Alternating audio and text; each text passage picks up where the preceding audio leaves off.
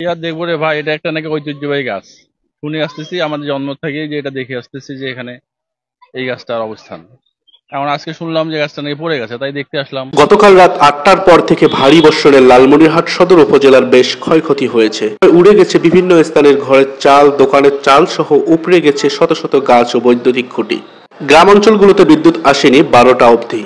ঝড়ে উপড়ে গেছে লালমনিরহাটের প্রায় ১৮০ বছর বয়সী বটবৃক্ষ হালা বট। আমরা জানি না যে এই গাছ কতদিনকার গাছ, তবু মুরব্বীর কাছ থেকেই আমি সকালবেলা শুনতে পারলাম যে কমসে কম হলেও ১.৫ থেকে ২ বছর, ২০০ বছর ম্যাচ। লালমনিরহাট পৌরসভার অধীনস্থ একটি বিখ্যাত স্থান এই হালা বটের তল।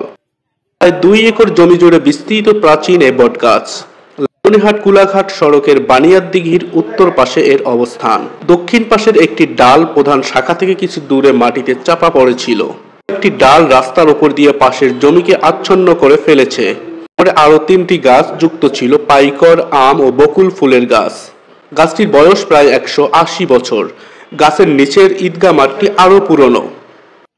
এই এখানে যদি কোনো লোকজন আসে, কোনো মানুষ করে আসে, তারা মানুষে আল্লাহ জানি আল্লাহর ইয়েতে সফল হয়। এই গাছটিকে কেন্দ্র করে চলছিল বিভিন্ন ধর্মীয় কুসংস্কার। গাছটিকে অনেকেই মানত করত তাদের মনোবাসনা পূরণের জন্য। গাছটি হ্যাঁ, অবশ্যই দিছি। হয়েছে, প্রায় মানুষ দেয়, আমিও মানে মাঝে সাথে করি মান্যত। পড়ার পর থেকে সামাজিক যোগাযোগ মাধ্যমে বেশ আলোচনা সমালোচনা চলছিল। মুঠোফোনে লালমনিরহাট পৌরসভা মেয়র রেজাউল করিম স্বপন জানান, গাছটি সেই পুরনো মাঠটির সম্পদ। গাছটি থেকে যে অর্থ পাওয়া যাবে তা মাঠ ও মসজিদের অবকাঠামোগত উন্নয়নে ব্যবহৃত হবে। তিনি আরও বলেন যে ওই মাঠটির আশেপাশে প্রচুর বৃক্ষরোপণ করা হবে।